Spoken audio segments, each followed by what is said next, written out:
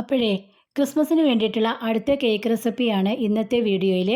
Christmas cake recipe number 3 ആണിത്. വേറൊന്നുമല്ല, നമ്മുടെ ക്യാരറ്റ് കേക്ക് തന്നെയാണ്. നല്ല സോഫ്റ്റും നല്ല ടേസ്റ്റുമായിട്ടുള്ള നല്ലൊരു ക്യാറ്റ് കേക്കിൻ്റെ റെസിപ്പിയാണ് ഇത്. നമ്മൾ ചെയ്തിരിക്കുന്നത് ഈന്തപ്പഴവും നട്ട്സും മുന്തിരി ഒന്നും ചേർത്തിട്ടില്ല, ക്യാരറ്റ് മാത്രമേ ചേർത്തിട്ടുള്ളൂ. അപ്പോൾ ഈ ഒരു സ്പഞ്ചിൽ തന്നെ നിങ്ങൾക്ക് കാണാൻ പറ്റും ക്യാരറ്റ് എത്രത്തോളം അതിൻ്റെ അകത്ത് ഉണ്ടെന്നുള്ളത്. അതുപോലെ തന്നെ നല്ല സോഫ്റ്റായിട്ടുള്ള നല്ലൊരു ക്യാരറ്റ് കേക്കിൻ്റെ റെസിപ്പിയാണ്. അപ്പോൾ എല്ലാവരും ക്രിസ്മസിന് ഈ ഒരു കേക്കും കൂടി ഒന്ന് ട്രൈ ചെയ്ത് നോക്കണേ. ഇതിനു മുന്നേ ഞാൻ ആപ്പിൾ കേക്കിൻ്റെ വീഡിയോ ചെയ്തിട്ടുണ്ട്. കാണാത്തവരുണ്ടെങ്കിൽ ഞങ്ങളുടെ ചാനൽ കയറി അതൊക്കെ ഒന്ന് കണ്ടു നോക്കണേ.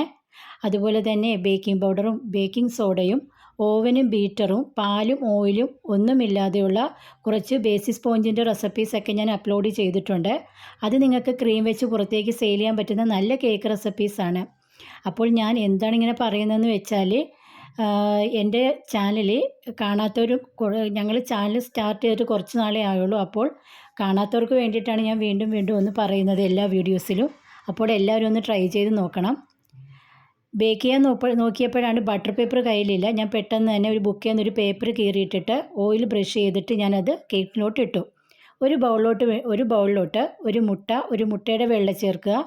അതിനുശേഷം ഒരു 1/4 കപ്പ് പൊടിച്ച പഞ്ചസാര ചേർത്ത് കൊടുക്കുക. ഒരു മുട്ടയുടെ വെള്ള, നിങ്ങൾക്ക് 2 മുട്ട ചേർക്കണമെങ്കിൽ ചേർക്കാം. ഇതേ കണക്ക് വേണം മുട്ടയും പഞ്ചസാരയും കൂടെ മിക്സ് ചെയ്യുമ്പോൾ കിട്ടാനായിട്ട്.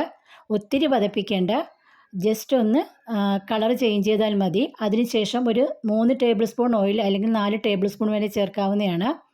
നമുക്ക് ഓയിലും വാനില എസൻസും കൂടെ ചേർത്തിട്ട് ഇത് കണക്ക് ഒന്നും കൂടി ഒന്ന് ബീറ്ററിന് വിസ്ക് ചെയ്തെടുക്കാമേ. ഒത്തിരി പതപ്പിക്കേണ്ട ആവശ്യമൊന്നുമില്ല. ബേസിക് സ്പോഞ്ചിൻ്റെ കണക്ക് ഫ്ലഫി ആക്കേണ്ട.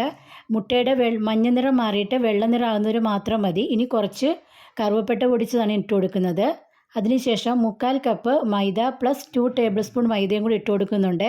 1/2 ടീസ്പൂൺ ബേക്കിംഗ് പൗഡറും 1/4 ടീസ്പൂൺ ബേക്കിംഗ് സോഡയും കൂടി ചേർത്തിട്ട് നമുക്കിതൊന്ന് മിക്സ് ചെയ്യാമേ. അപ്പോൾ നമ്മുടെ മിക്സ് ഏകദേശം ഇതേപോലെ വേണം കിട്ടാനായിട്ട്. ഇങ്ങനെയുള്ള കേക്കുകൾക്ക് എപ്പോഴും പ്ലം കേക്കിൻ്റെ ബാറ്റർ കണക്ക് വേണം നമുക്ക് കിട്ടാനായിട്ട്.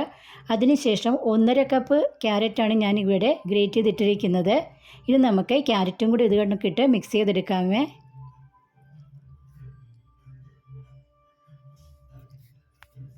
അപ്പോൾ ഈ മിക്സിങ്ങിൽ തന്നെ നിങ്ങൾക്ക് കാണാൻ പറ്റുന്നുണ്ട് ക്യാരറ്റ് ഇങ്ങനെയാണ് ഇരിക്കേണ്ടതെന്നുള്ളത്. ഈ മിക്സ് ഇത് കണക്ക് വേണം കിട്ടാനായിട്ട്. പ്ലം കേക്കിൻ്റെ ബാറ്റർ പോലെ ഈ ഒരു കൺസിസ്റ്റൻസിയിൽ വേണം നമ്മുടെ ഈ ഒരു ക്യാരറ്റ് കേക്കിൻ്റെ ബാറ്റർ കിട്ടാനായിട്ട്. അപ്പോൾ എല്ലാവരും